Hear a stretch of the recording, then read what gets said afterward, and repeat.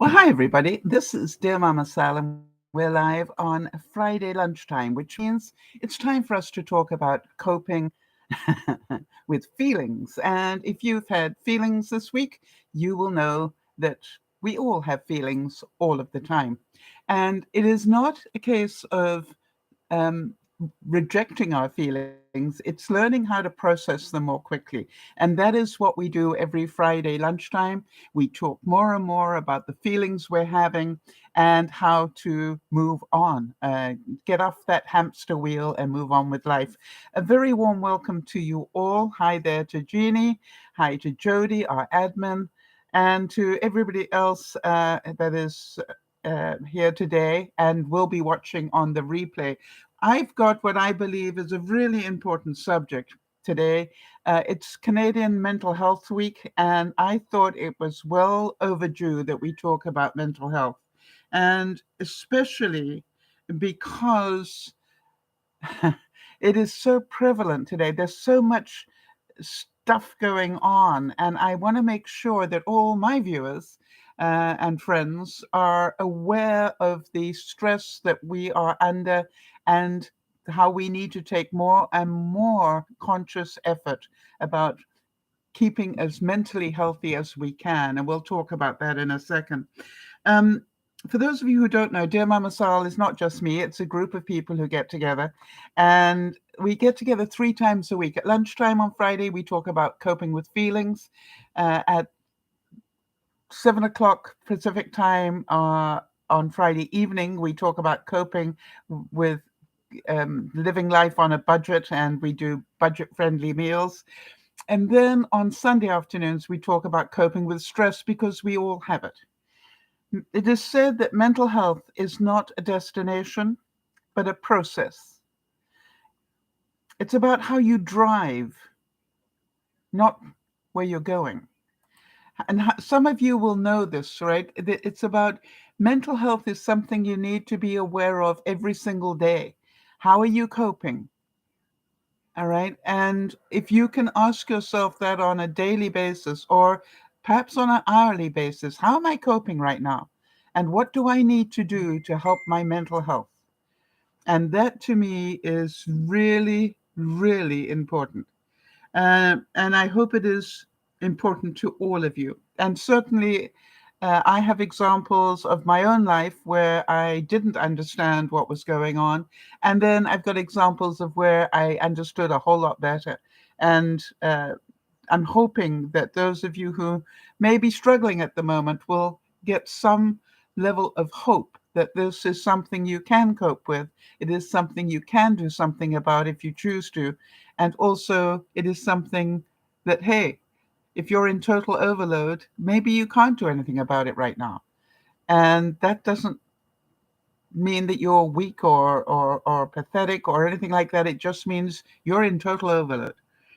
So remember, please, to follow us on Facebook and Twitter, Dear Mama Sal, on Facebook and Twitter, because that's where we update you on our group, what's going on. If we need thoughts and prayers for anybody, that's where we will put up the request. And remember to give it a thumbs up if you hear anything that's of value. If you ever get one of those what I call aha moments where you go, I needed to hear that today. Remember to give it a thumbs up so people know it's worth listening to. Before we get into mental health, I wanted to just give you an update on Jeannie. She had her urology appointment about the kidney stones uh, this week. And as you might have seen on Facebook, she got the all clear that she's doing fine. She doesn't need to have an operation. So that's awesome to hear. Congratulations, Jeannie. And for those of you who might not know, Monday is Canadian Thanksgiving. And as you know, I am a Canadian. And that is something that's, we will be remembering to give thanks for all that we have. And I believe that having gratitude is a major part of my mental health regimen, quite honestly. Jeannie's saying, I have not had Oh, wait a minute. I have not had an auto accident. That was my fault for years. Yesterday, I was a bit careless while turning onto a street. I brushed against another car. Wow. Now that would affect your mental health without a doubt. So let me ask you, Jeannie. First of all, I hope you're okay. And there is a reason why they call it an accident. It was not intentional. And I hope that the person that you brushed against, didn't act like an idiot, that they also realized it was an accident. That's the one thing I've learned to do, Jeannie. If ever anything like that happens, either if somebody else causes it or actually, I don't think I've had it where I've caused it, but I've had plenty of situations where other people hit me. It's just amazing. And the first thing I do, instead of coming out in anger, I first things I say is, before we even start this conversation, can we please accept that this was an accident? I'm pretty sure you didn't wake up this morning and say, let me get Sal today. And they look at me like I'm really, loony bins, and they go, what? And I said, did you mean to hit me? No. Well, there we go. It's an accident. So let's do what we need to do and move on. And, I'm glad Jeannie's saying that the lady was very nice about it. Okay, so that is awesome. Uh, you know, it's an accident. And I think it's a wake-up call as well, though, Jeannie, right? It's like we need to remember that we've got a lot on our minds at the moment, and that we need to be super vigilant when we're driving our cars, and we need to be in the moment, not, worried about 1,001 things.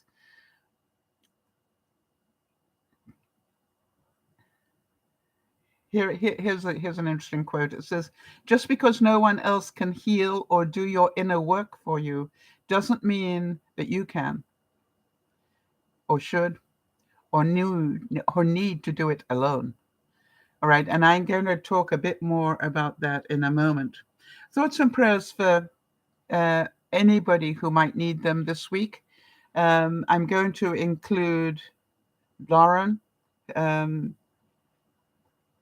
she's dealing with, she got the results from her scan.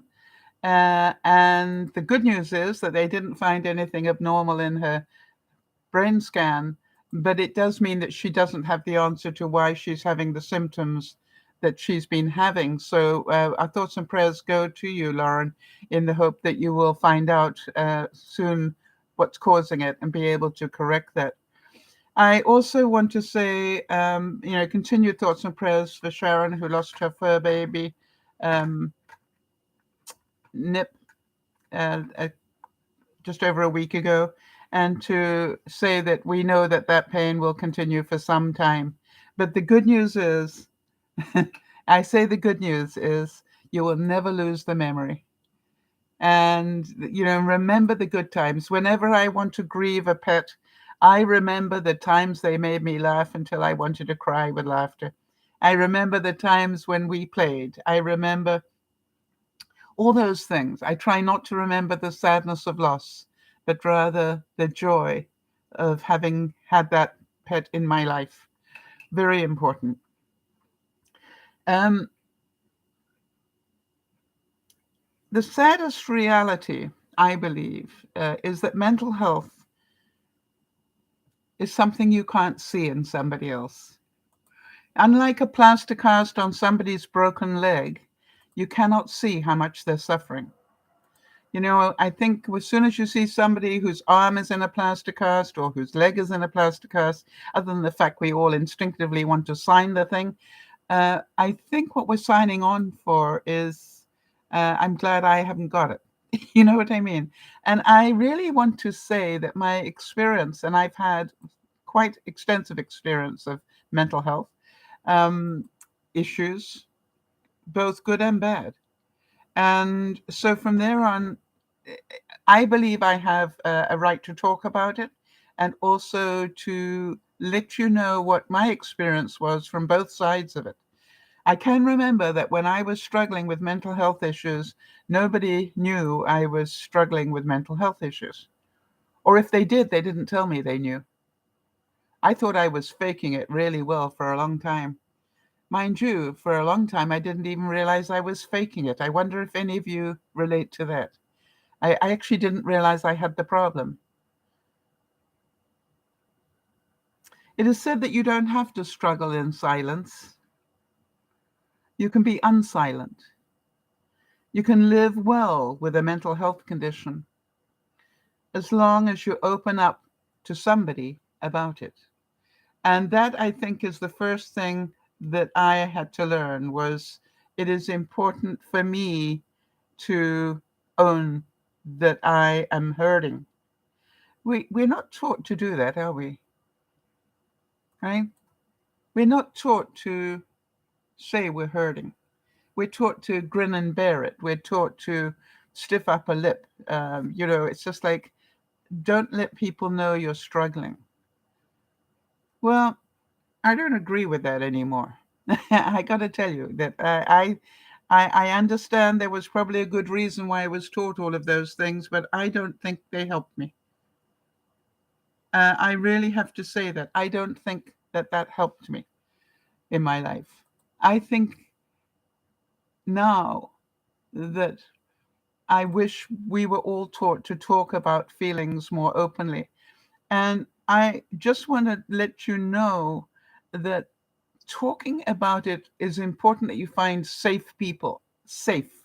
In other words, people who understand what you're talking about, people who won't judge you for it, people who will support you through it. Not everybody is capable of that. And I think that was a big lesson for me to learn, which is I did share, but I shared with the wrong people. People who tried to minimize it, people who tried to tell me I was absolutely fine when I wasn't, people who didn't understand the level of pain I was in because I didn't know how to verbalize that.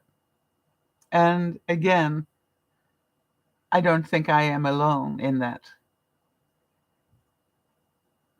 How about this one? Every story I create creates me.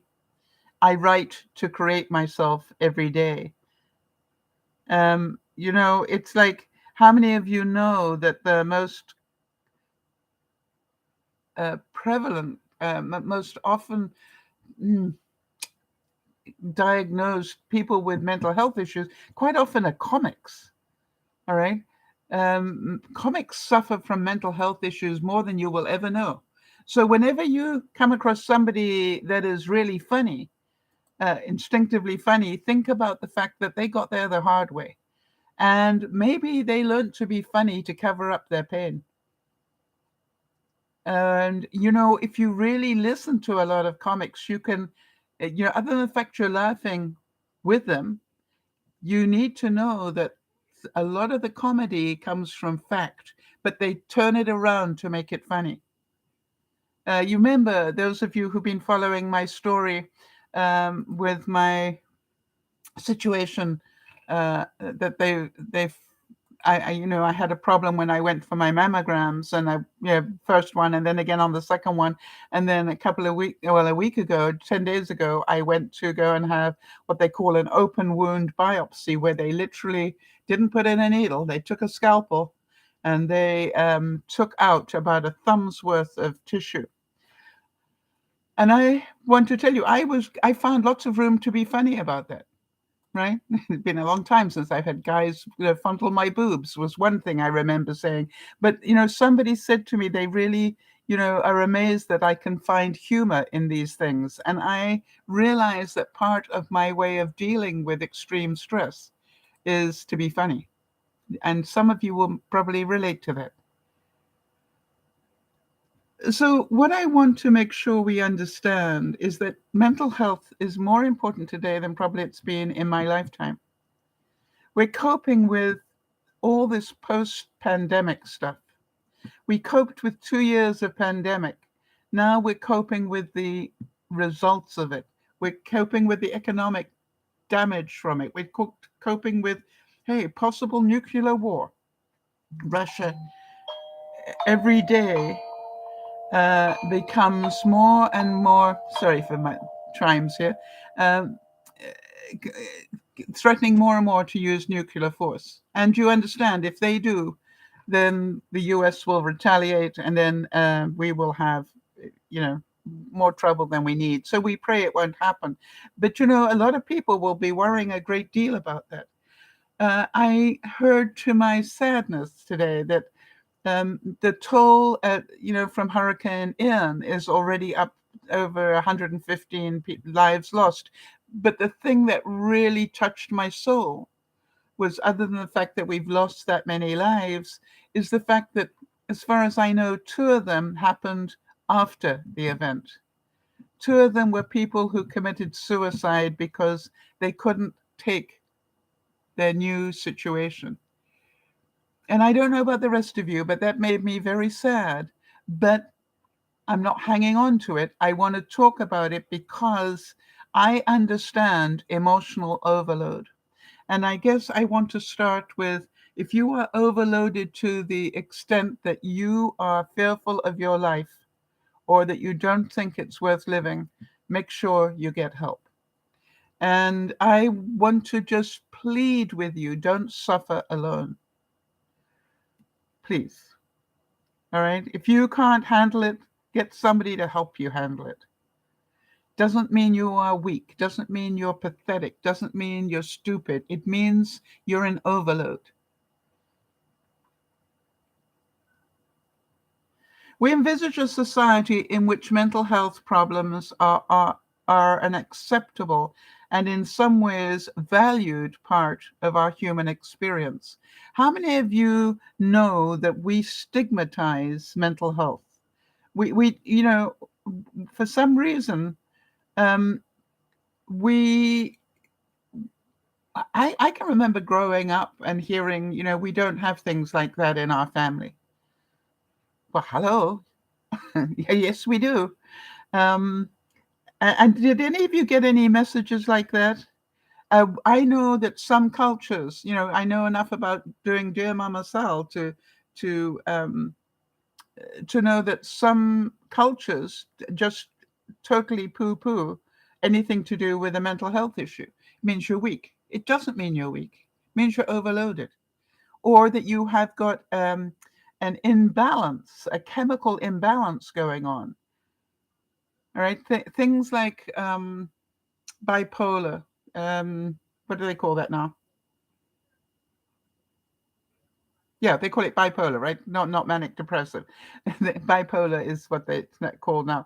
In my day, we used to call that manic depressive because of the highs and the lows. And all those things are caused by certain things. All right, it's a chemical imbalance. And when we understand that, and I think the magic is when you understand that you can help create the balance of it, you can help minimize the effects of it, just by the way in which you process stuff, is really, really important. Um, some of you in Canada are going to have a Thanksgiving weekend with family and friends. And some of you are going, yeah, that's enough to put my mental health right out of whack. You see, we don't get to choose our family, right? We choose our friends, but we don't get to choose our family. And I want to make sure that you all understand that not everybody has a happy Thanksgiving. And not everybody is happy with the way they are treated within their family dynamic. And some don't know what to do about it. And that causes them great mental stress. They don't even know that you have the right to not be part of something that is that toxic to you. And that is really, yes, interesting. Jeannie's saying many murders happen on Thanksgiving. Isn't that interesting? And that's not being pessimistic. It is a truth. All right. It is really important. How many people are really lonely after all of the pandemic? All right. They've learned in a way to not expect friends anymore, and they've forgotten how to get friends or entertain friends or do things that are friendly, and therefore are going to live very lonely existences because they've lost that skill. We need to remember we are responsible for making sure that we keep in touch with our family and friends if we want to help them with their mental health. Knowing that somebody cares about you is a very important part. Some of you know that. Mental health problems don't define who you are. They are something you experience. You walk in the rain and you feel the rain, but you are not the rain. Think about that, right? You walk in the rain, you can feel the rain, but you are not the rain. And so imagine for a second, if you will, the mental overload affecting all those people in the Ukraine who sat in those eastern areas or those southern areas, almost constantly bombed for months, nearly a year now. All right. Can you imagine what that has done to their mental health? Or how many of them have had their livelihoods totally destroyed, their homes totally destroyed, their town totally destroyed, their village destroyed, their family and friends destroyed? How many of them have been without their loved ones because they sent them out of the country when the war started? You know, you look at all these things and you go, they've been living under those very stressful conditions for too long already. And it is my hope that we will see a resolution of some sort to this problem pretty soon before it escalates in something a whole lot worse. The Rock said, and I want to quote him because it's important. Hang on. He said, I found that with depression, one of the most important things you can realize is you are not alone. You're not the first to go through this. You're not going to be the last to go through it either. So, what I want you to understand is that going into some sort of depression, feeling anxiety, having so many of these things are sometimes just literally mental overload. And I want you, whatever you do, to try not to judge yourself or others for the fact that you have had an emotional overload of some sort, that the neurons in your head are not firing the way that they should. Because if you don't catch it early enough, it becomes a vortex. You know, one of those looks like a um, a vortex like this that sort of, it's like a tornado, right? Touching down, where you start off thinking you're fine, but slowly you get sucked in. How many of you have had that one happen? Where, you kept denying that you were getting sucked in and you didn't realize how serious it was until you got here. I had that happen. I went through quite a bit of my life with that going on. I didn't know it at the time. I can, recognize it now. That it was just one bit after another, and I was getting slowly stuck down. And then I couldn't understand why I was in the state that I was. And by the way, I couldn't understand why it took so long to get healthy again. Right. Jeannie's saying that she fixed terrible worry many years ago by buying a cooked turkey I can reheat for Thanksgiving to make. I make everything else. Yes, some of us have found really neat tricks to lower our stress levels, and that is a good one. All right. How many of you, no longer try to cook the big bird? Now you just get a turkey breast and cut it up, because you only really like the turkey breast anyway.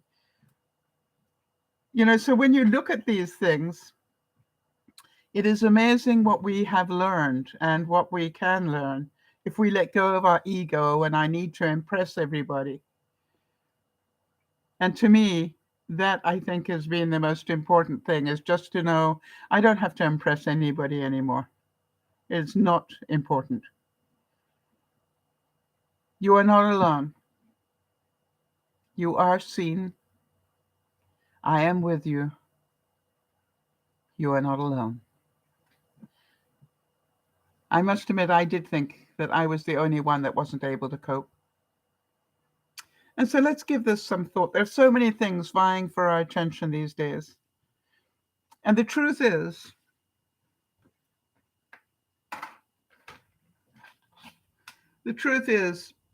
we have a bandwidth, right? The amount of room we have in our brain to take in stuff.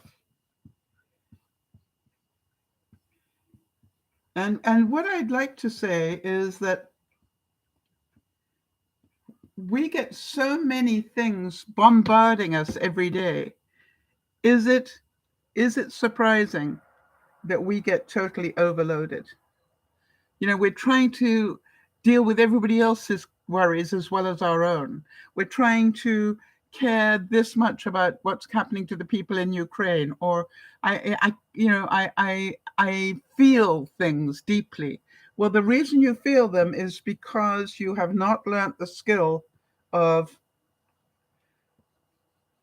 protecting that inner core. And we talk about that a great deal. How much do you want to let in to affect your mental health? And that is part of the reason why I do these broadcasts.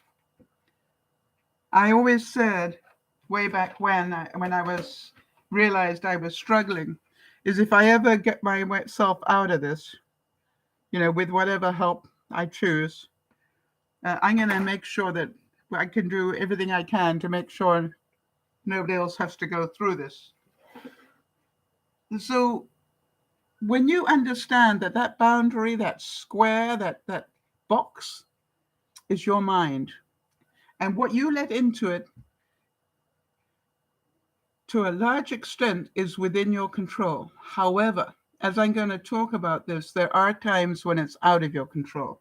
So my whole wish is every Friday when we talk about feelings is that we learn to create a stronger box where we can have things, we can hear things are happening, but we don't have to take it all on and then get caught in that vortex. All right? That we keep our little inner space as clear as possible. And we know how to keep it clear. That to me is really, really important. However, coping, to my mind, is a skill, not a gift. It's a skill. You have to learn it. And part of my feeling about this is I really wish that we spent more time teaching children how to cope. That we teach them from the get-go the things that we know we were not taught and needed to be taught. And it's interesting, there's a quote here that says, life doesn't get easier, you just get stronger. I want to tell you, I know today why people say, I wish I had known what I know today when I was in my 20s. Because I'm an old fart now. But I understand why people say that. Jeannie's saying, you have taught me how to cope in a way that has changed my life for the better. I'd like to suggest, Jeannie, that you have chosen to listen and that you wanted it badly enough to listen and that you cared for yourself enough to find the time to listen and to participate and to talk about reality, right? And stop lying to yourself.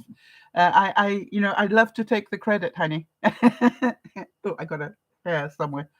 I'd love to take the credit, but you understand. No, I'll take the credit. No, but you know what I mean? It's like, I want you to understand how much work you did to get there. All right. And the same with a lot of my viewers that I can talk about. My greatest memories about Dear Mama Sal um, revolve around people who had incredible struggles and that have, over the years, learned so much that they have learned how to work with them and deal with them and live life, a happier life than they were dealing with when I first met them. Excuse me, I don't know what that is that's on my I feel like I've got a hair somewhere that's driving me insane. Um, so I'm glad that you feel that you have learned enough to change your life for the better. But try not to give me all the credit, right? I'll take a little bit, but you did a lot of work to make that happen. And, as we will talk about, Jeannie, you had a lot of things happen that you coped with. You were way stronger than you ever gave yourself credit for. What mental health needs is more sunlight, more candor, more unashamed conversation. How many of you really believe that we need to get rid of the stigma?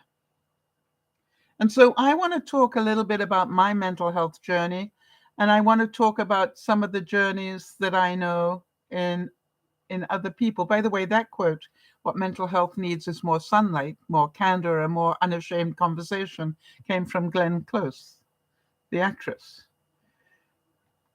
And we know that it is so important for us to talk about stuff so other people know they're not alone. I'm pretty sure, I'm pretty sure that I have enough viewers who understand mental health issues. All right. I mean, I know a lot of you, and I know a lot of you struggle. But I also know a lot of you are doing wonderful work on yourselves. And to understand that we are each on our own journey, all right? The fact that you understand to this level doesn't mean the next person should or can or will. It is a case of we each travel our own journey. Very important. And there's no point in getting frustrated because how come they don't get this when I get it? It's not about that. They haven't reached that point where they can understand it yet. It's like the 2 times table. How many times do you have to repeat it before you get it? And I want you to remember coping skills, a lot of them are going to take decades to learn, not minutes or even years. All right? Some of them take decades. Jody's saying, yeah, I don't like the stigma. So my journey was about situational depression, suffered from that a great deal, and anxiety attacks that quite honestly presented themselves as full-blown heart attack symptoms. It got me a lot of attention. And it was really strange because I didn't even know I was stressed. I didn't know I was stressed, and I ended up in ICU a couple of times with them thinking I'd had a heart attack because I presented all the symptoms of a heart attack. And guess what? They were anxiety attacks. And I didn't even know that I was overwhelmed. Isn't that amazing? To me, to this day, I sit there and go, how could I not have known? But the truth was, I was in such denial of what was going on that I didn't know I was sick. Do any of you relate to that? I was in such denial.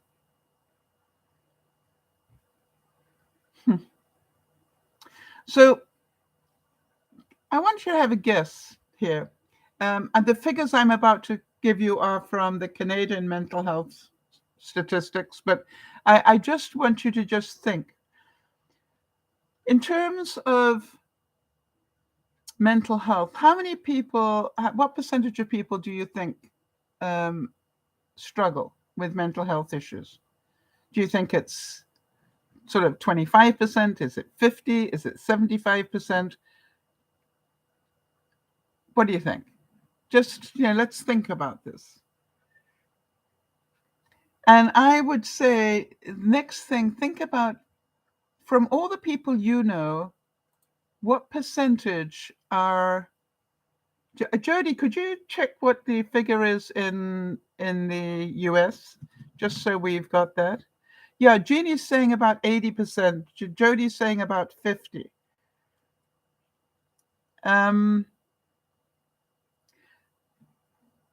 Overall, I understand it to be lower than that, but I just would be interested to hear what it is in the States. I think it's actually was or is, and we won't have the figures of reality of today until a couple of years from now, I think. But, in Canada at the moment, it's about 21%. However, do you think it affects men more than women or women more than men?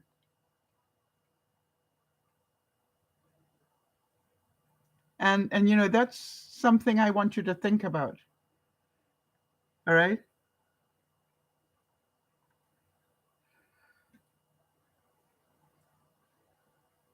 All right. So, okay. Thanks, Jody. That was, God, it was super quick. I don't know how you do this so quickly, but it's wonderful. I'm so glad you do.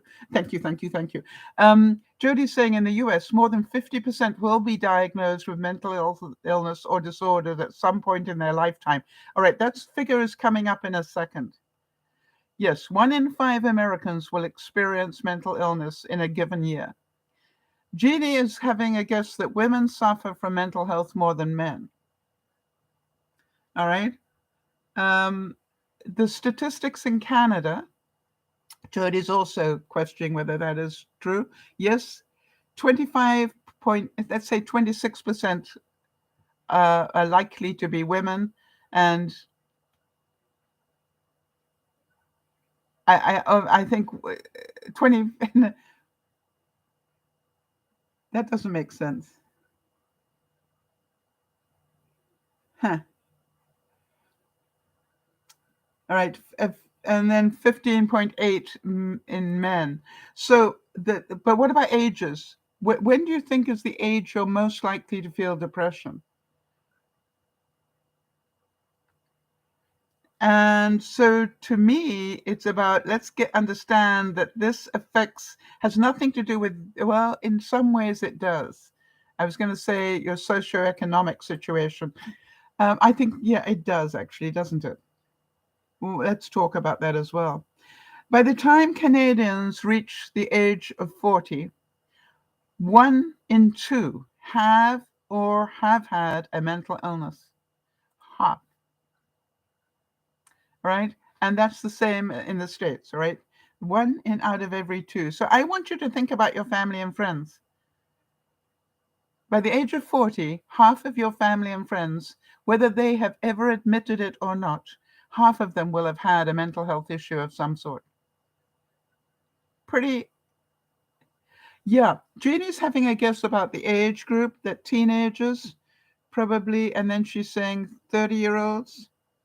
Yeah, 18 to 25, funny enough, is the top one. But we also know that as we get older, all right, there's a reason why we have midlife crisis, all right? When we can't accept that we're growing older and things are changing, all right? And then again, for those of us who reach, older age, and in my case, old age, life changes so dramatically that, it's not surprising we end up with more mental health issues when we get older as well. John Green said, remember, there is hope, even when your brain tells you there isn't. And that's really the bottom line of what I want to talk about today. How I hope that we can give people hope. All right? That to let them know that it's quite normal to have a mental health episode. It doesn't mean that you're weird. It means you're overloaded, or that your brain isn't functioning the way that it should. All right? The messages are not getting through to the places they're meant to. And if any of you have had that happen, you will know how devastating that is. Yeah, Jeannie's saying, I never imagined my back and knee would cause me trouble, but I do not ever give up. All right. Yeah. And, I didn't expect to have breast cancer issues, but I do. Right? It's not because I've done anything wrong. It just is what it is. And I have just recently, and in the last 24 hours, heard from my doctor that the biopsy tested positive, not negative. How many of you understand? I could awfulize that and not be able to function. I am so grateful I've learnt the skills to be able to put that in a box that said, I'll talk about that with my specialist when I see her on the 20th. And I will find out what the one next step is. And that's all I have to do is take the one next step and to live my life to the best of my possible ability every day, not to waste it awfulizing.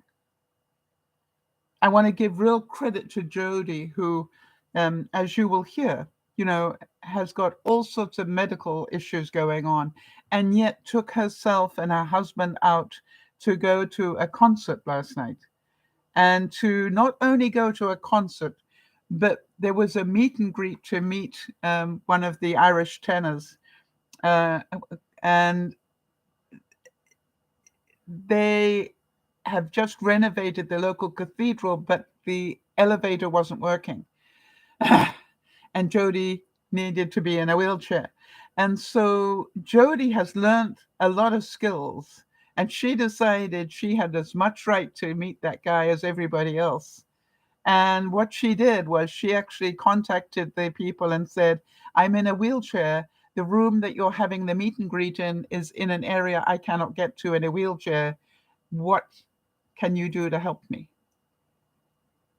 And she not only had a private meeting with the star, but also got him to say hi to me and to Lauren in Australia, who is a huge fan of this guy. And, it's like, how selfless was that? She didn't just take the moment for herself and for Lionel, but she shared it. And it was just such a wonderful thing to do.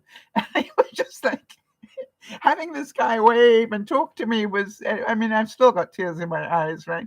And that was just like, I am certain it gave her as much joy as it gave Lauren and myself. How about this one? Yes, I am fine, just tired. Even the best excuses to hide anxiety only make it worse. A true story of panic, OCD, and the search for identity. You know, sometimes our mental health shows up in different ways. Our mental health issues show up in different ways. And what I have found is that I'm constantly guarding now against that vortex sucking me in and dragging me down. And some days I miss the early signs, but boy, as soon as I can start feeling, I start resenting things. I start getting jealous. I start, doing strange things, and I go, whoa, whoa, stop. I know that all those things are part of a warning thing. Get hold of this, or else you're going to get sucked lower. I must admit, I take control very early on these days. Perhaps some of you know what I'm talking about. And if you do, yeah, share, talk to people about your experience. You do know that mental health and physical health are linked. People with long-term physical health conditions, such as chronic pain, are more likely to experience mood disorders. Conversely, people with mood disorders are much higher risk of developing long-term medical conditions. You're damned if you do and you're damned if you don't.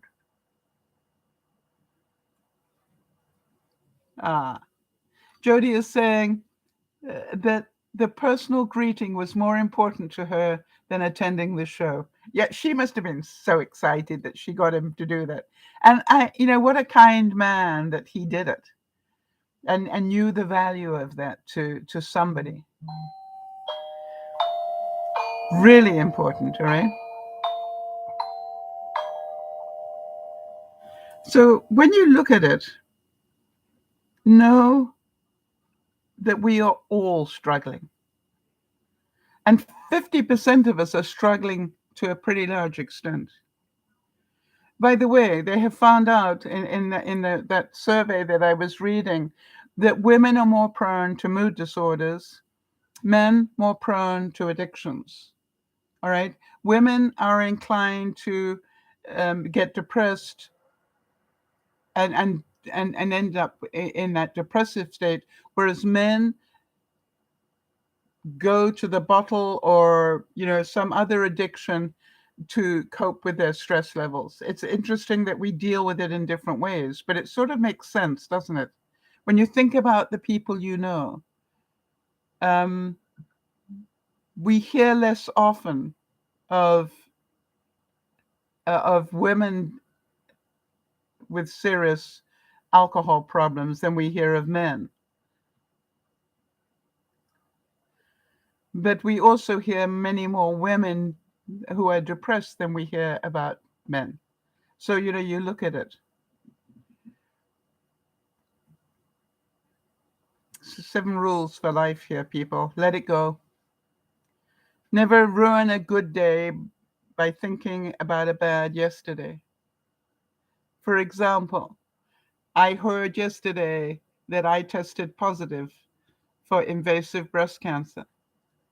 And I'm chuckling because it's like, boy, if I had heard that 20, 30 years ago, I would be devastated today. I don't mind telling you. I would be awfulizing the whole thing. I'm dying, da da da da. And today I want to tell you with all seriousness, it's just like I'll find out more on the 20th. All right? It's like it is what it is. And by the way, that is on the bit that they took out. That's the biopsy that they took out. That thumb thing. They found those cells in there. Maybe that's all there was. I don't know. I won't know until the 20th what the next step is. I don't have to panic right now. 2, learn to ignore them. Don't listen to other people. Live a life that is empowering to you. How many of you know that listening to other people's negativity or listening to other people um, just go, I've been very careful about who I give this news to because some people are going to awfulize it. And some people, if you think about it, some people run away because they think I'm dying. Well, hello, we're all dying. But you know what I mean? It's just like, it is interesting to me that I have the ability to control this on my own terms. Who I talk to about. Now I'm telling all of you. Why? I want you to genuinely feel that this is not something I am pretending. This is something where I literally am going to do it the same way as I do everything else. I'm going to take it one step at a time. I don't want to think 5 steps past where I am. Jody was a wonderful example of that to me. All right. Jody got cancer years ago. How many years ago did you get cancer, Jody? I remember when I first met Jody, she was struggling with a breast cancer situation. 2015, all right? And she beat breast cancer, did a wonderful job. And thank goodness I got to meet her because I got to live her journey with her. But then she got lymphedema, where her body just exploded in size with water retention and she really struggled with that because it affected her self-esteem. Naturally, you go from one weight and put on double your weight. I mean, hello, that's going to affect your self-esteem. But that wasn't the end of it. It's like every time she turns around, there's another thing. But think about it. Your experience of Jody here Would you all agree? Jody goes out of her way to help everybody. Jody is an absolute force to contend with. Her mind is sharp as a tack most of the time. When the two cells are both working in the right direction. And even with all that is going on, she has been here at every broadcast, save a couple. Yes, I agree, Jeannie. Jody is a hero. But there's a second side to that, and I wonder if any of you can see that. How important is being here to Jody? How important are we? How important is it to her to be of value? Even though her body is letting her down all over the place, how important is it to her to be there and to be able to do the research and be able to be my admin and do those things? You see, it's never a one-way trade, is it? Yeah, and Jody's saying we learn from each other, and it's my joy to be here. Yes, it brings her joy. So the other thing is, remember to give it time, all right? Things don't happen as quickly as we think they do. And Jody's saying, I just like to annoy Sal. Yeah, she does that a lot.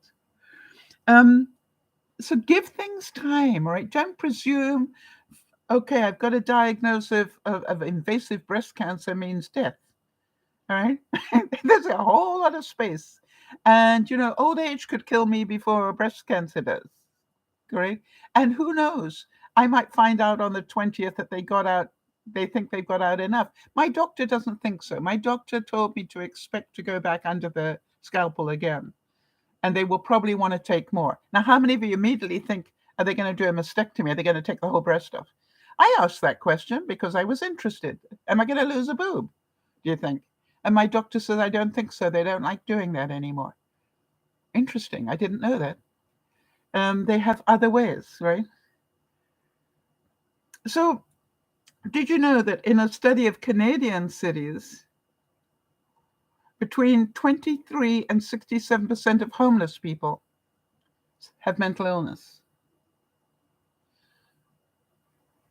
Now, did they get it from being homeless, or did the mental illness cause them to be homeless? They didn't see that they were struggling, didn't get the help, and then ended up losing their ability to cope and ended up on the streets.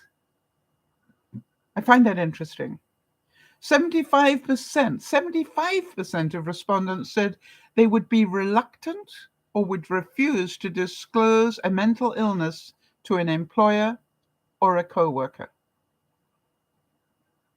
Why? Because of the stigma. We need to get rid of this stigma. We need to let people know it's okay to have an illness.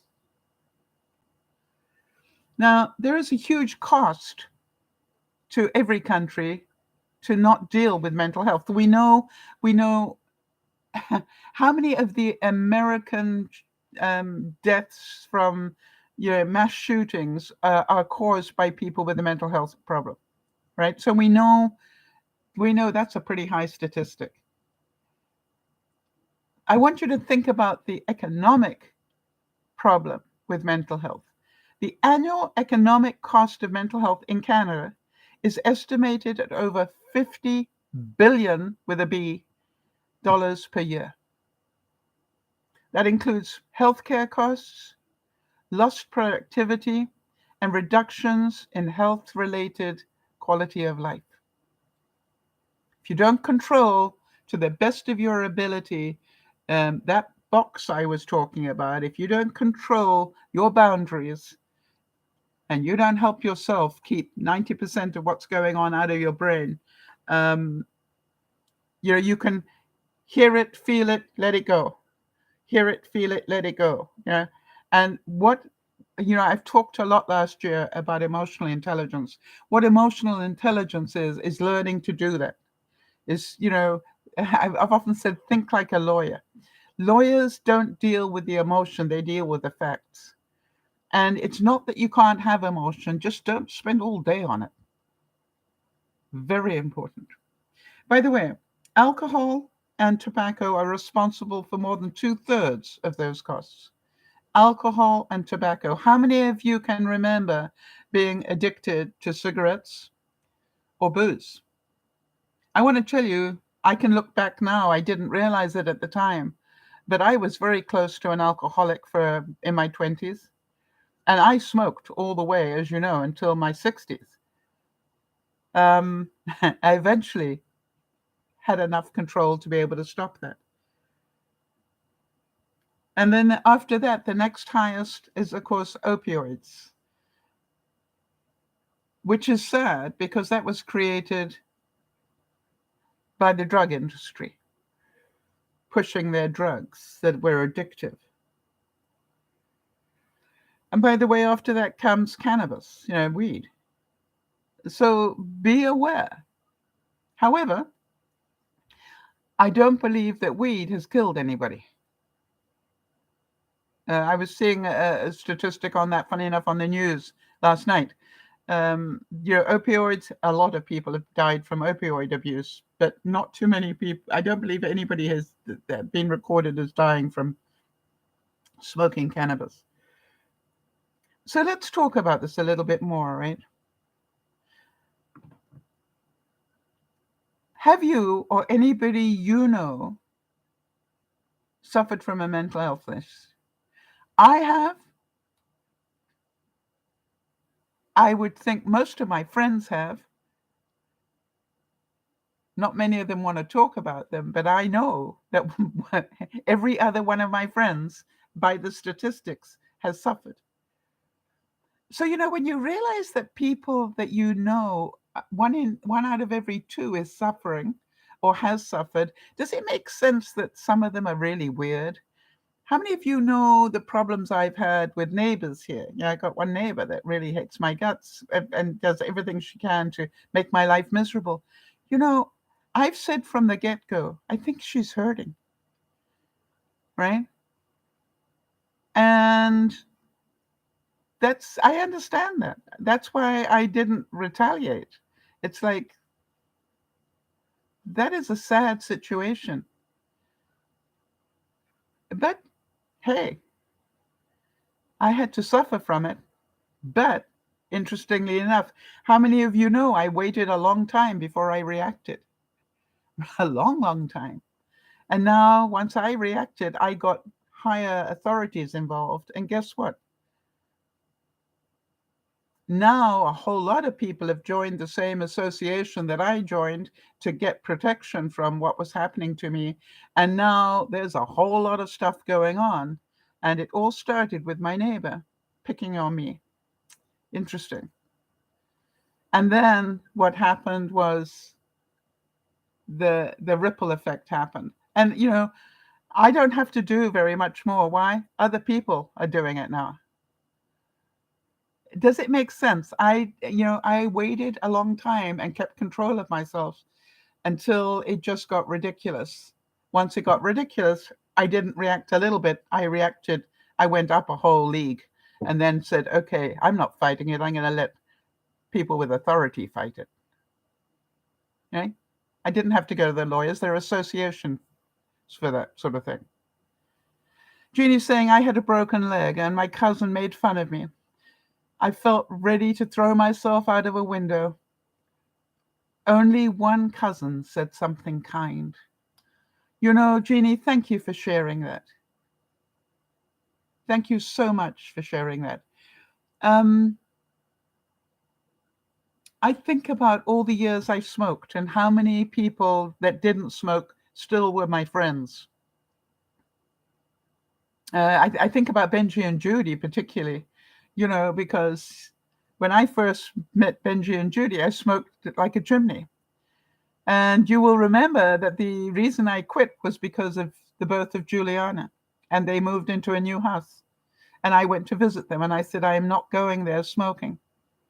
Of all the ways I had tried to stop in my lifetime, and I tried everything they ever brought out, but that was the moment I stopped. I always know how many years I've quit by how old Juliana is. Less 6 months. It's about October, November, December, January. Less 3 months, because I met her I went between Christmas and New Year, I think, that year to go and meet her. So sometimes you need to remember that the things that you've been struggling with a lifetime, one day the light bulb will go on and you'll go, I've got it now. Can you imagine what it was like for me? All those years of trying to quit and people judging me. By the way, I really mean it. I was amazed when I look back on it, how many people that didn't smoke tolerated me smoking like that. How many people came camping with me, even though I smoked like a chimney. How many people visited my home, even though I smoked like a chimney. And I think, boy, they must really love me that they did that and that they did it willingly. Amazing to me. By the way, try and remember not to compare, all right? The only person you should try to beat is the person you were yesterday. When you can let go of comparisons, you will be healthier, all right? However, I find sometimes comparing helps me cope better. So I don't compare on the negative of it. I'm jealous. It's lucky for them. Yeah, I don't do that. What I do is go, who do I know that's coping with this? Because I can learn a lot from them. Or who do I know that's coped with this? Because they will tell me the truth. I can assure you, when I was going for a biopsy, I listened to the people who'd had one rather than what the doctor told me. Why? They're going to minimize it. I wanted to know from people who'd had it. Mind you, I didn't know I was going to go under the knife, did I? But you know something? I'm happy to talk about that to anybody else that might be going for an open wound biopsy. So, if you've ever had mental illness, how many of you have had it and recovered? That's an important thing, all right? How many of you had it as a situation in your life where you hit that emotional overload? Remember what I said, where you just couldn't hold that boundary and too much tried to get in and you couldn't cope with it all? You see, I call it your bandwidth. It's like you've got a bandwidth. It's only this wide. And if you let too much in, it will break that box of yours. And then it takes a long time to put that box back together again. So be very careful to protect your mental health always. Jeannie's making the point that cannabis harms the brains of teenagers. I think cannabis definitely does. But then on the other hand, how much good has cannabis done? There are two sides to every yin and yang, right? I look at it, you look at the incredible breakthrough we have had in terms of pain relief and everything else with cannabis. So it's not all bad. It depends on how it's used and how it's produced. All right? Because we now know that you can produce cannabis effects, the positive of it, without the negatives. Amazing. All right, Jody's saying, I've been through several bouts of major depression. I went through therapy and also used meds when needed. Yes. And I'm going to talk to that as well. How much time have we got left? Okay, we got enough time. So here's the question that I have of you, which is looking back and knowing that people will hear this that are struggling. What do you wish you had known then that you now know? What do you think are the most valuable things that you have learned from having had depression?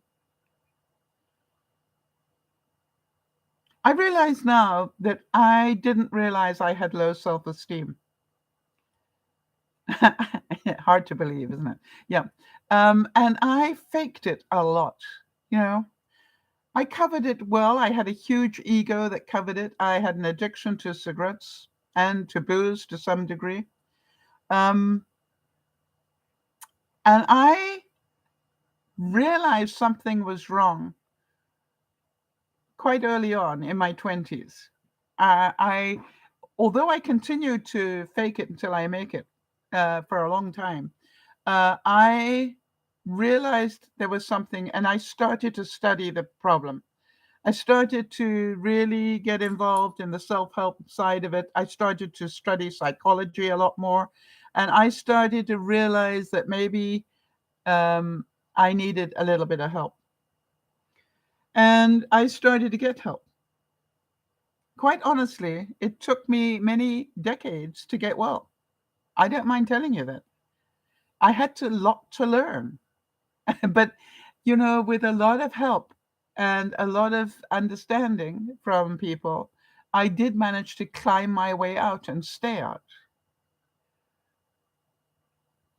Jody's saying, I learned how common depression is and that I wasn't alone. I still go through it after all these years, but I'm under better control. Yes, you know what to watch out for. Jeannie's saying, I was lucky to have good doctors. When I was depressed about some real situation and couldn't cope, I was given good medicine. Yes, the same as you wouldn't think twice about having a plaster cast put on your broken leg. You need to know that, it is, if you need to take antidepressants, you need to take them. By the way, if you don't need to take them, you don't have to. That's an interesting thing. I think sometimes doctors are quick to give antidepressants when maybe you don't need them. I had one doctor who did the opposite. I went to him, presented all my symptoms, which I knew were depression, and he said, really, why don't you just take a nice walk and read a good book? I changed doctors that week. I gave him, I knew the symptoms and I had them. Yes, Jeannie, I agree with you. Jeannie's saying I got off the medications after I felt better. Yes, if you like, the medications are your the plastic cast around your broken arm. All right, they are what help you cope. Once you're coping properly again, you get yourself weaned off the antidepressants. Now, some people will never get off them. Does that make them pathetic? No. It means that they will need them. They will need that support. The same as some people need a back brace, or some people, walk with a cane. It's like some people will not get off them. That doesn't mean that they're pathetic. It means that they are ill. And, it's like we just judge it so badly, don't we? I wish I had known in my 20s that I had better control. I had the ability to have better control of my mind. I wish I'd known that. I wish I'd known in my 20s that I didn't have to have people like me. Then I wouldn't have worked so hard to try and do it. I wish I'd known in my 20s that I didn't have to do the job of two people to prove I was worthy. And especially at being a female in business, that I needed to do twice as much as anybody else to keep my job.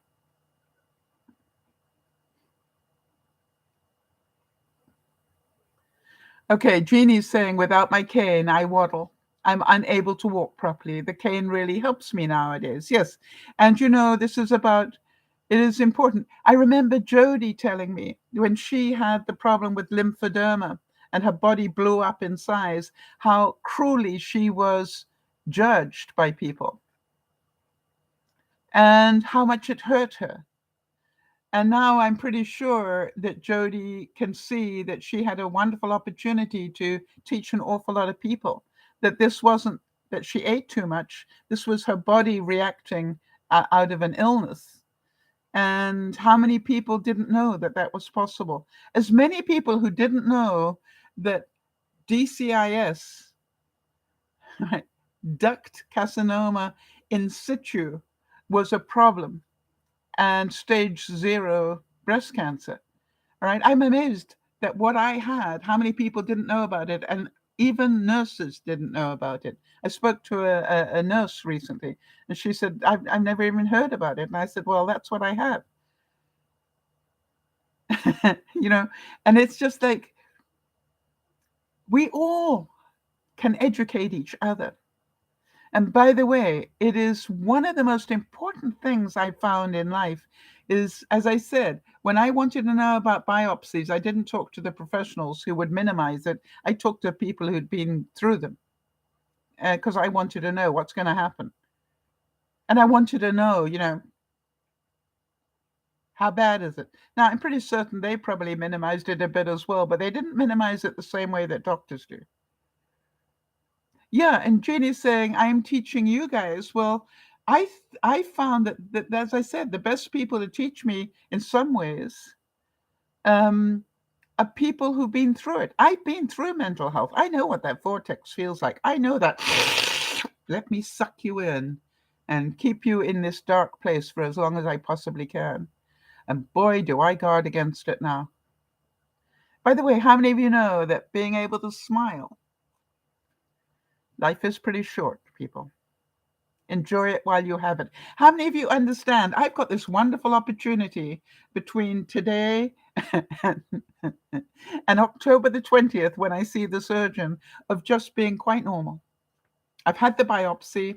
They've taken out the bad stuff, or I think they have, and I can just live quite normally now. How many of you know that's not being in denial? I have 2 weeks of freedom here if I wanted to have a wonderful time. By the way, I stacked up. I'm going to go and visit a friend of mine this afternoon who's had a major cancer operation. And it's like I'm going to take the time to go visit her between the broadcasts. I'm taking the time between the broadcasts to go and mail off a big box. Oh, I can show you.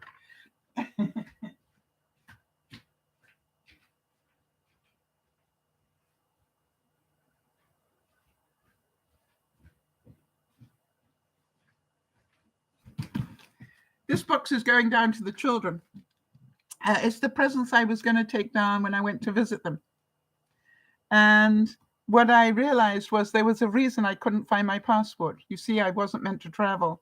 I had other issues going on. So for some reason, God just hid my passport from me.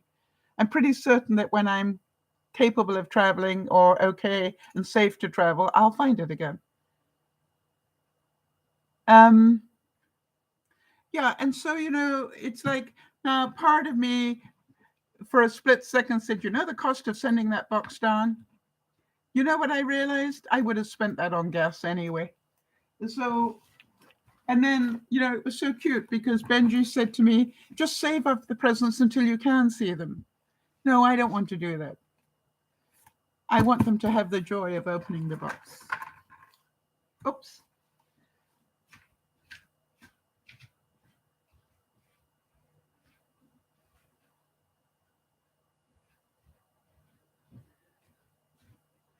So how many of you can hear that part of my mental health is to go visit somebody else that needs a friend this week as much as anybody, that I'm going to make the children happy? You see, it's all part of what am I doing to help myself? By the way, I was booked tomorrow to help Yvonne get the last of her stuff to storage. She's moving. She has moved, but she's still moving stuff out of the old place. And a lot of them are boxes that will go to storage. And I said, I can't lift anything heavy, but I can use my car, my Jeep. And so I'm willing to bring my Jeep so you can load it up and I'll be part of your hauling system. And I got a call early this morning to say, don't worry, we've got it under control. And I said, are you 100% sure? And Yvonne said, bless you for trying to help, but it's under control. We double checked today and we know we've got it covered. So don't worry. So what am I going to do with that time? I gained a day tomorrow. I'm going to play. How many of you can relate to this? Hi, Kanzi. Good to meet you.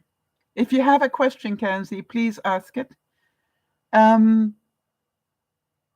many of you can relate to this? I can see now it was easier to blame mental illness than to take responsibility. It was easier to panic than it was to take control. And it was easier to blame everything and everybody rather than myself. It was easier to lie than to tell the truth. I wonder if any of you relate to any of that. You see, the greatest gift I have today is I am strong enough to tell the truth. When somebody pisses me off, I can tell them that. And I'm not scared if they walk away and never come back. It's like, really? You need to know you just pissed me off. And by the way, my friends, I can say that to them and they'll be back tomorrow. You see, that's how you find out who your friends are. They allow you to have good days and bad days. You don't have to be scared of that. You can tell them the truth. That to me was one of the most. How many of you can see my face light up when I talk about friends like that? You know, I used to have so many pretend friends. Yes, Jeannie's saying the advantage of being 75. Yeah. When you're in your teens, you count your worth by how many friends you've got on Facebook. Right? Hey, today I've got hundreds of people on my Facebook. Guess how many people really care about me? Not many. For me, taking control of my thoughts took longer. I have to say that. I take the time I take with Dear Mama Sal because it is my sincere hope that I will save somebody the time and pain that I went through. Yet that's the reason I do it. I do it in the sincere hope that every broadcast will help at least one person in some way. And how do I know? Sometimes I don't. But then sometimes I hear. Sometimes somebody leaves me a comment that says, thank you, I needed to hear this. Or somebody will write to me privately, Dear Mama Sal, gmail.com. Or somebody will write to me and tell me a problem that they've got and ask for help. And how many of you have noticed that even people that were, very much part of our viewership 10 years ago still pop back in every time they hit a problem? That to me is wonderful. They've got on with their lives, but they know if they've got a problem, they know where I am. They know where to come back to. Why? Because I've been very consistent about when I am here.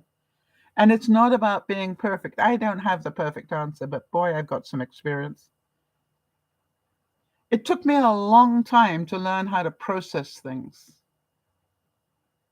It took me a long time to learn that I need people in my life I can trust the truth to and I can be angry with, but I don't need to be horrible and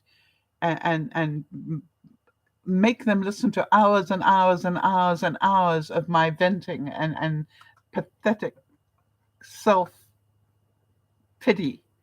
No, now I go, hello, person, I need to vent, and I go, blah, blah, blah, blah, blah, blah, and then thank you very much, now I'm going to move on. Ask Jody, ask Lauren, ask Yvonne, anybody in my life, my neighbor next door. Every now and then I go, I really need to vent for a second. Can I come over? And then they will just listen. That's what they know what to do. And I taught them what to do. Listen to me.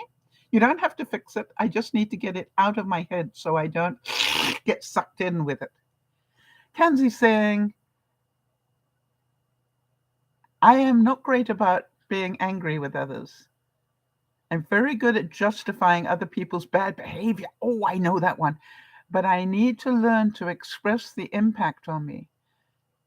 But then I do have good resilience. Ah. So you're nearly out of it, but not quite, is what I'm hearing, Kenzie. That you know that you need the stronger boundary, but you haven't quite got there yet. Boy, I relate to that.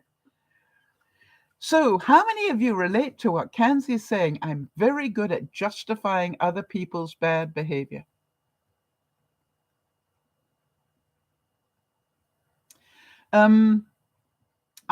I really very good at that. I found, what I found interesting? What used to really drive me around the bend? My mother would forgive my brother anything for not visiting, writing, doing whatever, because he was a businessman. He's very busy, so. And I'm going, I am the first female to hold this position, you know, responsible for millions of dollars, and you don't see me in the same light as my brother. And you don't give me the same slack you give him. So where's the sense in that? Oh, no, he's a man. I go, what? No, it's because he's a man. And I'm going, that's not an excuse. And by the way, when my brother forgot my birthday on a regular basis, when I got healthy, you know what I did? I wrote to him and said, how many meetings did you miss this year? How many meetings did you miss? Things that would bring you money. Meetings with clients, meetings with your good friends, whatever. How many did you miss? And then I want to remind you, you have missed my birthday for the last 10 years. And he wrote back and said, oh, birthdays are not important to me. And I said, you selfish little so-and-so. It's not about you. I'm your sister. I don't even rate higher than your clients. Think about that. You see, it took me many, many years to get that honest, but I did. All right, Kenzie saying people have contexts that I don't understand. Yes, but they're relevant for them. So I try to understand it from their point of view. But that's a thing that sounds good and emotionally mature, but is probably just an avoidance strategy. Yes, how about the fact, let me give you an example. I don't know how long you've been a viewer, Kenzie. The reason I'm asking you is because of context. I want to just tell a story here. And if you're just a recent viewer, I will tell the story a different way. Okay, fine. So you've heard me talk about my son, Dougie. Dougie knows that I need more help than I've needed before. All right, and he lives about half an hour away from me. But the interesting thing is that I know that there are certain times of the year that he is really busy with events, all right, and he can't come and visit me or can't come and help me necessarily.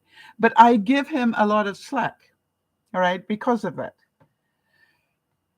However, I just learned a new trick, all right, and I realized that I now need his help and that of Benji and anybody else in my life more than I've needed them before. It doesn't make me happy, but it is a fact. And so what I'm learning now is to tell the truth a lot better. And one of the things that I made sure that they understand is if you can't come and visit me because you're too busy, I understand that. Can you help me by somebody who can help me?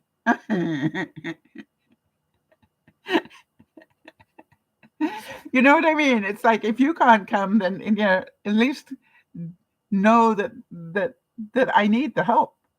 I can't turn my mattress on my own very easily, and probably shouldn't be doing that anymore, especially with, I won't be doing it for quite a while after this biopsy. But, things like that, I need another pair of hands. And it's not true that everybody around me, I've got a lot of people of my age around me who shouldn't be doing it either. So if you don't want to help me, will you help me get somebody who can help me? You see, it's about a reality check here. You see, I get a sense of humor about that now. And what I found is, it's amazing how that reality isn't pleasant, but it's true. And so, you understand, I had to get honest so that they realize this isn't I'm not a movable feast. You can't keep moving me, right? And then you're going to get angry with me because I'm doing stuff you don't want me to be doing. Well, hello, make up your mind. I've got Yvonne and Wade. If Wade gets insane when he hears I'm climbing a ladder to do something, right? He said, you shouldn't be doing that, Sal. And I go, well, can you visit me more often so I don't have to? You understand? I'm verbalizing this in different ways.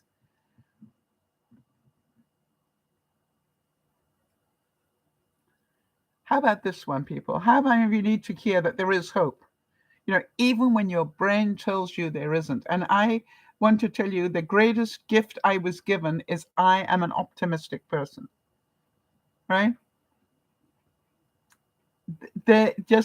I keep reminding myself tomorrow I could find the answer to this. Oh, all those years of depression. What kept me from jumping off a bridge or doing something stupid was tomorrow, this could all be over. Yeah, it's just one more step. All right. Jeannie's saying that's why we now have somebody to plow in the winter. I have a house cleaner once a month. Yes, absolutely. Good for you. We cannot, yeah, you're right. You're right. That you and York can't do it anymore. And that doesn't mean that you're pathetic. It means you are not able to do it anymore. And nor should you need to. It took me decades to find out what a true friend was. I had an awful lot of pretend friends. It was amazing when I told Dougie's girlfriend about the fact I needed to go back to see the surgeon on the 20th. Her immediate response to me was, Sal, can I come and take notes for you? How kind was that? She knows that that could be a very difficult meeting. And that maybe my brain won't be, it'll be pretending to be fine, but maybe my brain will get just a little bit overwhelmed depending on what the news is. Now, it could be a total waste of energy because we could hear that everything's fine, but the chances are it might not be. And therefore, her immediate reaction was, may I come with you to take notes? How many of you can feel the love in that one? And I said, but wait a minute, it's lunchtime. And she said, don't worry, I'll take the afternoon off. And I said, but what about your son? Don't worry, I will sort that one out too. I call that a friend. What about you? That wasn't about, let me see what I can do. This was just like, it was a no maybe. There was no maybe about it. It was like, this is what I'm doing. Yeah, so I want to tell you that, how it felt, because maybe somebody will say, oh, don't worry, I don't need you to. You go, just do it. Yeah, she might not take me, right? She might just meet me there. I don't know. All right, but taking the notes so that she knows exactly what I've been told, and I know because she'll be able to tell me what I missed. That's pretty loving. That's not a pretend friend. That's a real one. I can remember when Yvonne went into depression, my friend Yvonne, and she kept denying it. And I said, okay, do me a favor. The next time you go to your doctor, I want to come with you. What? I said, the next time you go to your doctor, I want you to trust me enough to take me with you. I want to talk to him with you. And she said, Sal, you don't have to do that. I said, actually, I'm your friend. I do. And what I did is I went with her, and the doctor said, who are you? And I said, actually, I'm her landlady, but I'm also her friend. And he said, okay, why are you here? I said, because I've got a number of questions that I would like you to ask Yvonne, and I'd like to hear her answer and then give you my observation. And he said, why? I said, I think that she is in depression and doesn't know it and is scared to admit it. But that's why I want to be an observer for you, to tell you factually what I've seen, what I've heard, and then let you make the decision whether I'm being a busybody or a friend. He said, okay. So I said, go ahead, ask the normal questions you would ask for somebody if you're checking whether they're in depression. And he did. And then I'd let Yvonne answer, and I'd say, pretty good answer, right? I said, now let me tell you what I've seen. I've seen da da da da da da da da and da da da da. Yvonne, am I correct? She goes, well, yeah. And I've also heard da da da da da da da da da da da da. Yvonne, am I correct? Yes. I said, okay, next question. And he went through all the questions, and each time let Yvonne answer, and then I gave my input. And at the end of it, Yvonne just looked at him and said, I'm depressed, right? And he said, yep, and you deserve help. Aren't you lucky to have a friend who loves you enough to be here to help you see that?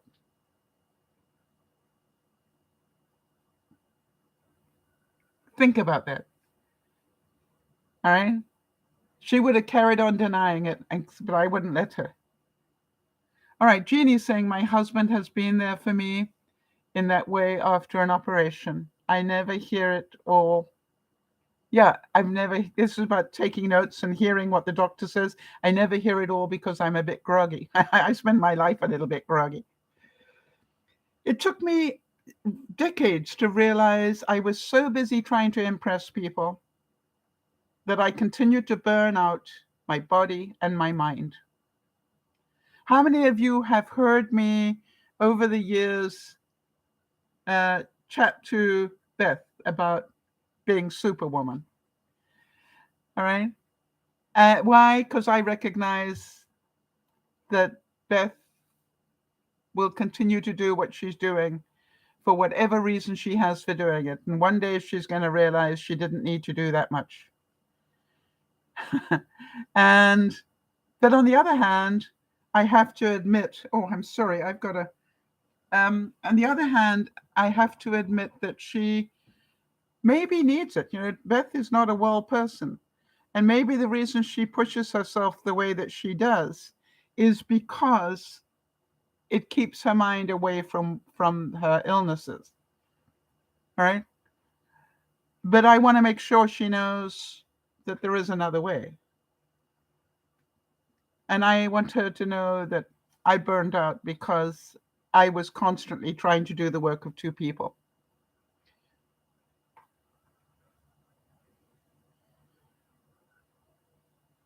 How about this one?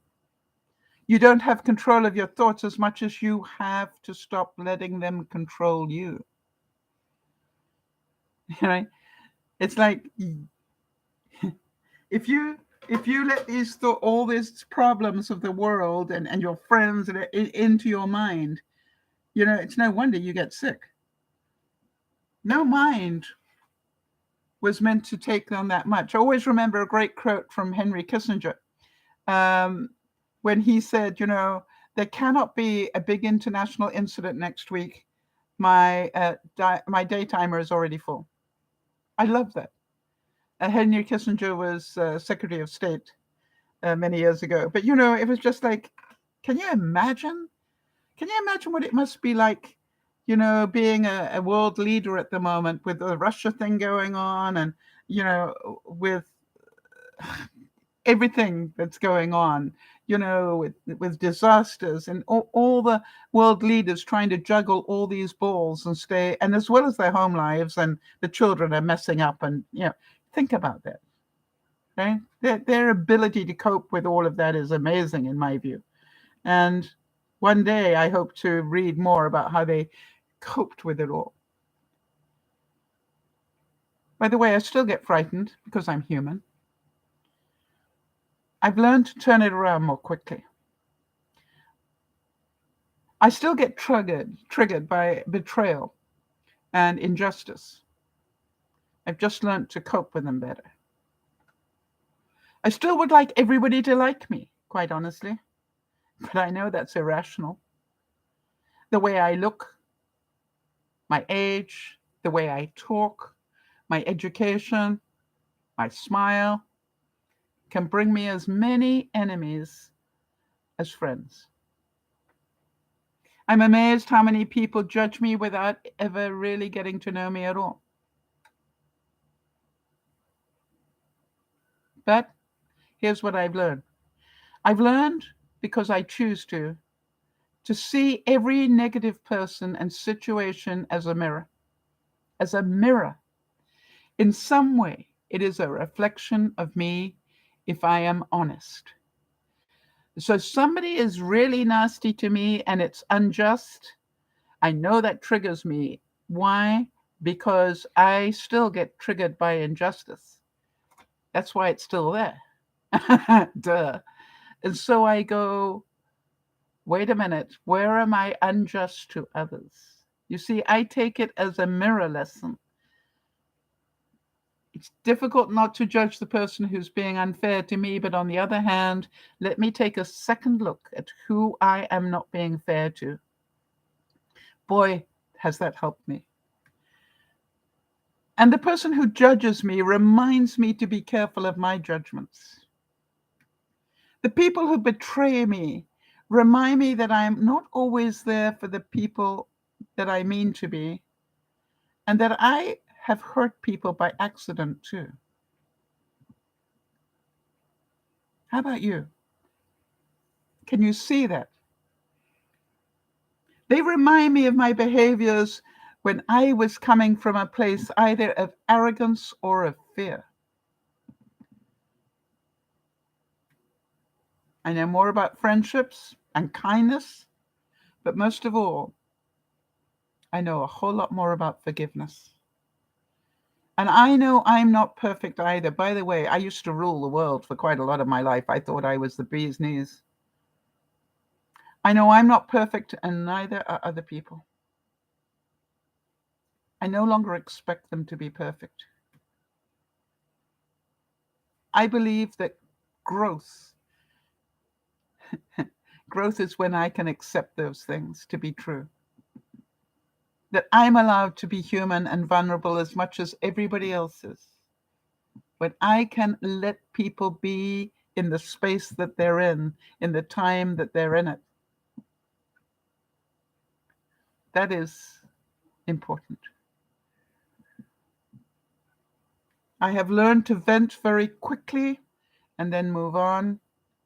It used to take me years.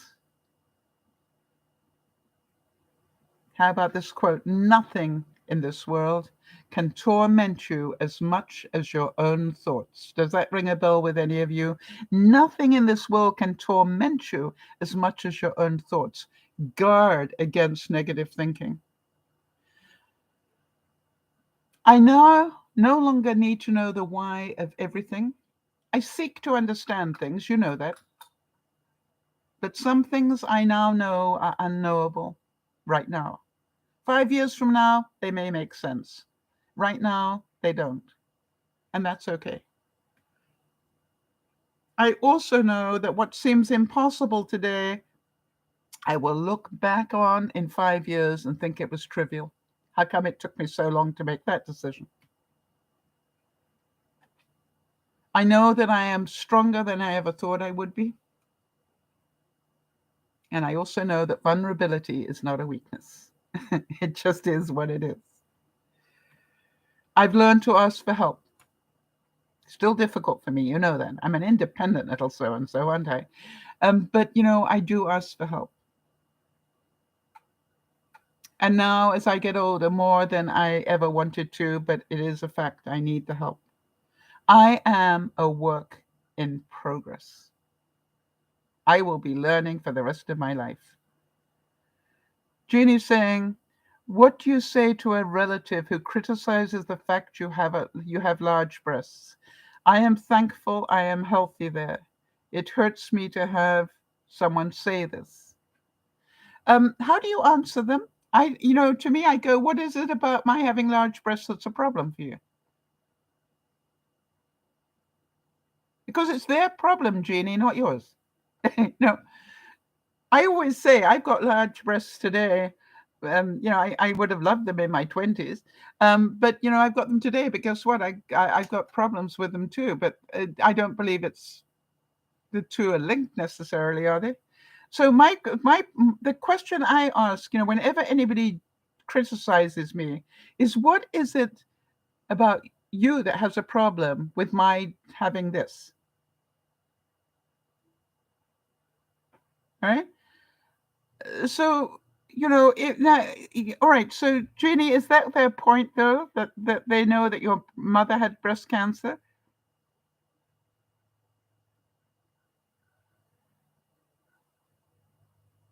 You see, one of the things I'd like you to do, Jeannie, is to not see it as a criticism, but see it as possibly a statement of love, right? Remember this, love is letting go of fear, all right? And so if we let go of the negative, what would be the love message? Is it possible the reason they are saying that is because they care about you? So one of the ways to answer it is to say, hey, I'm so sorry that my large breasts are a problem for you, but I do hear the love in that. Thank you. And if she was definitely, and that's why I would seek first to understand, Jeannie. Remember that. Seek to understand. So maybe even go back to her and go, something, I've been giving some thought about your comment about my boobs. Can I ask you a straight question? What is it about my big boobs that's a problem for you? It's not a problem for me. So what is it? Because I'd like to know. Maybe I can support you in some way. And then you will find out what it is. Maybe she does fear, that you will get breast cancer or something because of them.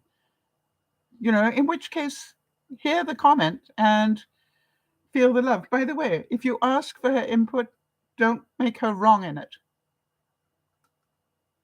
All right? Don't make her wrong in it. Say, thank you for telling me that truth. That's what I needed to hear. Thank you. We'll chat again. And just let it go. You see, it's got nothing to do with you. It's her stuff, not yours. When people criticize you, it is their stuff, not yours. That's why I'm very, very quick. When people say to me, can I ask your opinion of something? I go, sure, as long as you know I will tell you my truth. Right? My family and friends know, don't bother to ask Sal a question unless you want to hear what she really thinks, because Sal will tell you. And I will say that, don't ask me if I like your haircut if you're not prepared to hear me not like it. Yes, if you ask for input, don't make people wrong. Right. And I quite honestly, somebody, a lot of young people call me, Kanzi, for input. I had that ethical question. Somebody called me on an ethical question recently, and it's the same person always calls me on ethical questions, and I will give them my answer, and then they'll start justifying why they did what they did, and I go, wait a minute, I don't care why you did what you did. You asked me ethically, what do I think? I told you. Don't try and make me wrong or justify it. I just gave you my opinion. That's what you asked for. I don't need to discuss it anymore. I don't need you to prove me wrong. You see, it is my opinion. That's it. And you called me for it. um,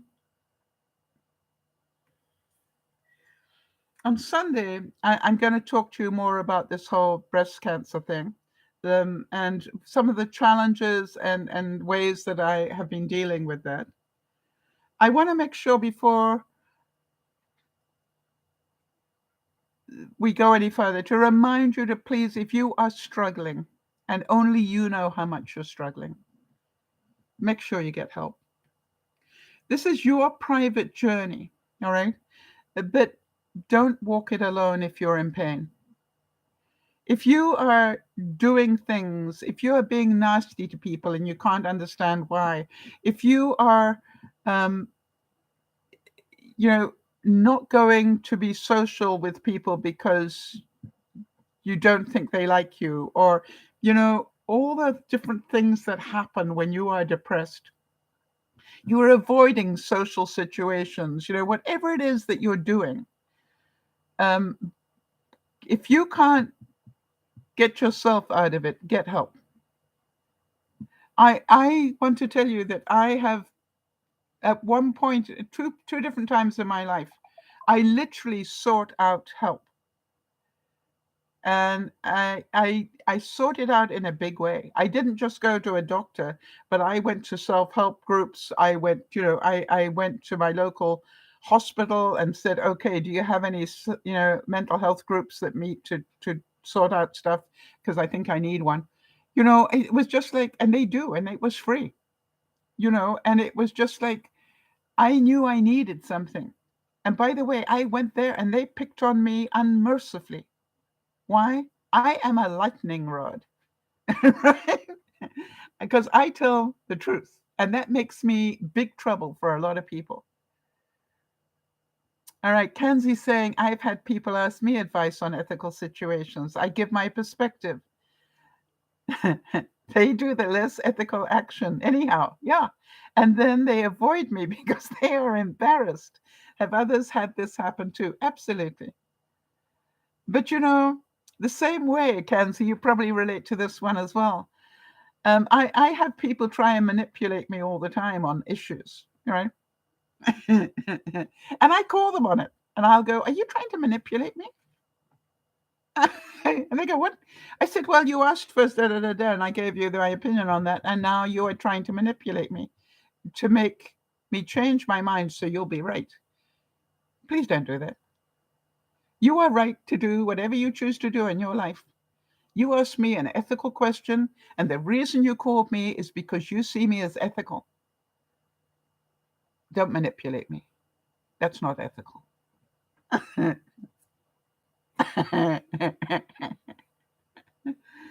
So do we agree that some people will need medication and some will need it for the rest of their lives?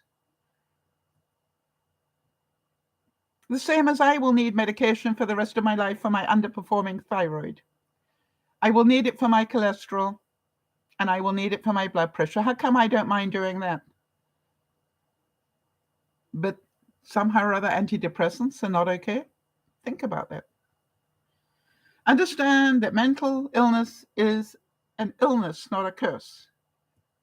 Get treated and do what you can to get yourself better, right? Look at what you're eating. Look at your habits. Look at your self-destructive behaviors. Look at all these things. And if you can't control them, get help.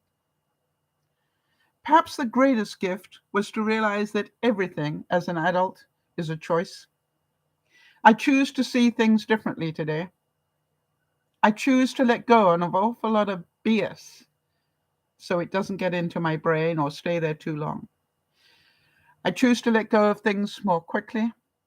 I choose to balance the good, the bad, and the ugly. I choose to do that. I am no longer totally controlled by the outside world. And when I am, I balance it. Yesterday, for example, after hearing the news that I tested positive for ductal carcinoma, invasive breast cancer, I slept a lot of the afternoon. My brain needed to process that, and sometimes just giving yourself that break and let it do that. But because I slept for 3 hours in the afternoon, I then realized, in fact, more than 3 hours, what I realized was I hadn't written the broadcast for today. And let me tell you how I do things like that. I could have canceled the broadcast, couldn't I? You all would have understood that, hey, I've been under the knife. But I'm a great believer that part of the reason that I hadn't done it was I wasn't sure what I should be talking about this week. And then guess what? As I went to go to the format that I use to write my broadcasts, what came across my screen? That it's Canadian Mental Health Week, and I went, bingo. And by the way, I worked until 3 o'clock in the morning getting the framework of this broadcast put together. And I could have not done it. And some of you are saying, why would you do that? Well, hello, I slept 3 hours in the afternoon. I still had 3 hours that I needed to put the broadcast together so I could take them. I just took them between 12 and 3 a.m. rather than 3 and, or 9 and 12. Does that make sense? All right. It's like I wasn't complaining about it. I just knew how long it would take. And once I had the subject, it was, it rolled quite easily. Can any of you see the humor in that? Hey, I slept in the afternoon so I can put 3 hours on in the evening. And I still did some binge watching. I just did it while I was writing. You know, I do know today that people will let me down when I least expect it. The difference is I can cope with it to a large extent. And quite honestly, when I look back on my depression and my addictions and all those things, I wouldn't change a thing. Because you understand, if I hadn't had all those things happen to me, I wouldn't be here today. I wouldn't be talking to you. I wouldn't be doing Dear Mama Sal. I wouldn't have the friends that I have, and I'm very grateful for them. I wouldn't have my ability to cope. And I wouldn't have the gratitude that I have. I no longer need other people to make me happy. I know how to make myself happy. But it's great when they do. I don't need other people to entertain me. I love it when they do. And I work on being self-sufficient, as you know, every day. And yet I'm more reliant because I need to be. Isn't that wonderful? You see, it just is what it is. It's my journey. And you are taking yours. And I am forever hopeful that you will continue to let us help you take those steps. I want you to hear what's happening to Jeannie or Jody or any of the other people. And I want you to know you're not alone. And that their journey is their journey. It doesn't mean that they're better than you. They are just on their journey. Yes, Jeannie's saying, I'm glad our journeys have coincided. Yeah, it's like Jeannie was on this path and I was on this one, and suddenly now we may end up just not being on the same path, which is what happens to a lot of viewers, right? They get what they need and they move on. But the main thing is they know where to come back and be heard and be cared for and be understood.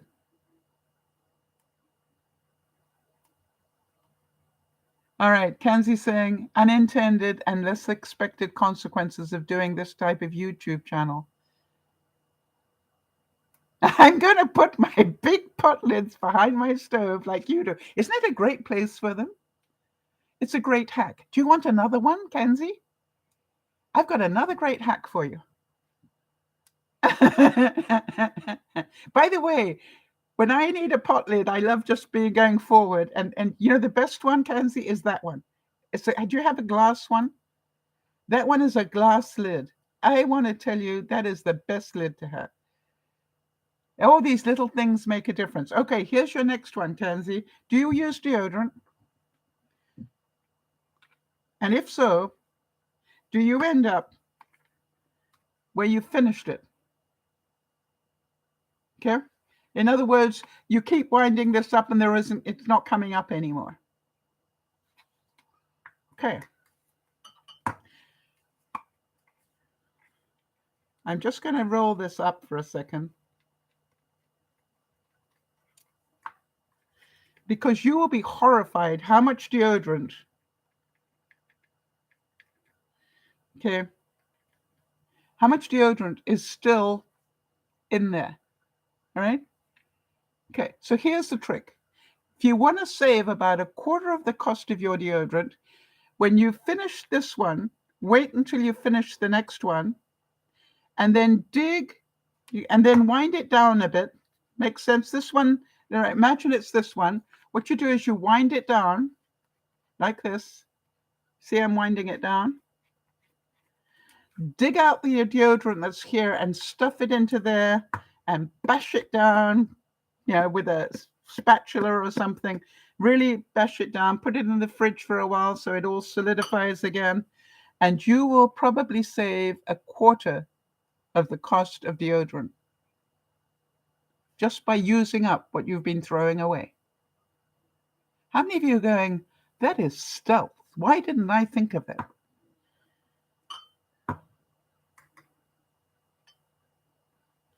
And that's why I love doing Dear Mama Sal. Jody, please remind me to put that on my list of favorite hacks. And I am so glad that you saw that one. I'm always looking for ways. I know, isn't it great? I'm going, how could I have lived a lifetime and not realized how much money I was throwing away each time? It just requires that you keep one, right? You keep one empty one, right? When you think it's done, like this one was, keep it until the next one runs out. Then you can start the process and you will be able to do it for every one after that. So still.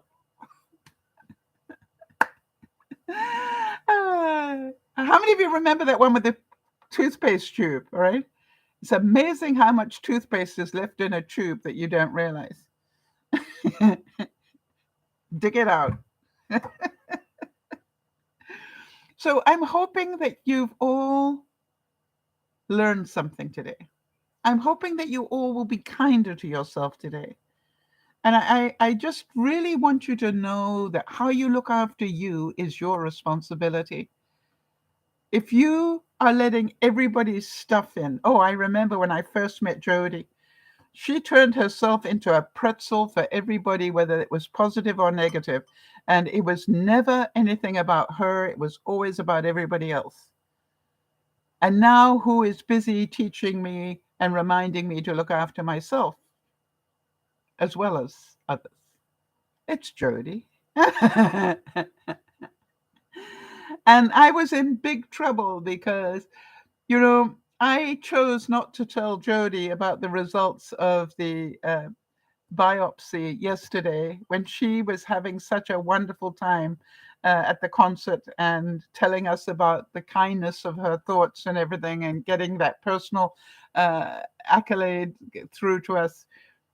But, I chose not to tell her the results until early this morning. And she was quite angry with me. And I said, you go right ahead. You can be angry with me. But I had a choice to make. I could wait 12 hours or a few more and get into trouble for not telling you, or I could ruin your day. Why would I do that? I didn't leave it a year. I just left it for 12 hours so you could thoroughly enjoy your evening. That doesn't make me a bad person. It makes me somebody who loved. Yes, Jody's saying I felt the love though. Yep. So go ahead, call me a bad person. I don't mind. I would do it again tomorrow, but not for long, Jody. Remember that. Not for long. I just chose a better time rather than this moment. And by the way, I did tell Lauren and said, hey, keep quiet until I tell Jody tomorrow morning. Please. But if she had told you, that was her right. So everybody, look after your mental health. You cannot possibly cope with everybody's stuff, what's going on in the world, unless you got really good control of that center core. All right. So every one of these, you want to know how many negative things come into our day? It's in the tens of thousands of negative thoughts that hit us every day. It's ridiculous amount. You see, it's up to us to filter some of those out. I want to care about the people, in that have suffered from Hurricane Ian. Let's be honest. When we let go of the emotion, how can I help them? Maybe by donating some money for the relief efforts would be a whole lot better than worrying myself sick. And yes, I feel terrible about people who've committed suicide because they cannot cope with the reality of what has now hit them. But I choose to applaud, people like Jeannie who had their whole house burned down and had to rebuild their lives, again, and did so with grace. Not perfectly, I'm sure, but did so. All right. I look at the devastation that Jody has gone through health wise, or Erin goes through on a daily basis. And I am so grateful to have these people in my life. It's not about me giving to them. You understand, they give to me every day. They teach me stuff every day if I care to listen. And that is how I keep balance. And that is how I keep learning. And that's how I keep my mental health in check. I don't know if I'll be overloaded in the coming months, but you will know because I will keep sharing it with you. Because I think that's important. How am I going to cope with the next step? I don't know until I know what the next step is. You understand, I could be told there's nothing more to worry about, we got it out. But we'd like to check again in a year. That's good. That would be a nice result, right, on the 20th. Or we're worried that this was a little too close to the margin, therefore we'd like to take some more out, is another. It is possible they will want to do something else. I'm not going to worry about it until I hear about it. I will think about it, sure, because that's intelligent. I need to prepare myself for the possibilities, but I don't need to dwell on it. Make sense? That would be detrimental to my mental health. And by the way, because Yvonne said to me, I don't need any more help tomorrow that I thought I was going to need, I'm going to play tomorrow.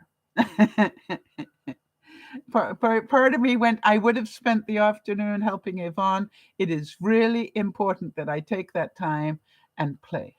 So I'm going to Confetti Corner, which is my craft room, and I'm going to spend some quality time making a mess.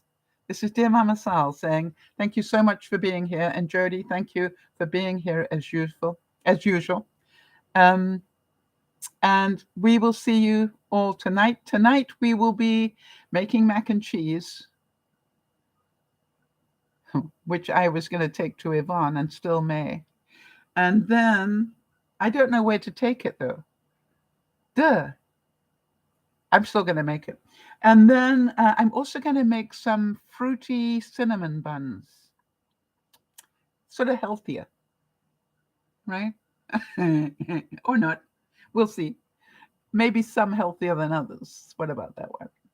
This is Dear Mama Sal saying, we'll see you at 7 o'clock. And if not, I'll see you on Sunday at 3:30 Pacific. This is Dear Mama Sal saying, remember to look after your health. And please remember to look after the health of other people. Even if they treat you badly, know they are hurting. You don't treat people badly when you're in a good space. You only treat them badly when you have a problem with them. Think about that. Bye-bye for now.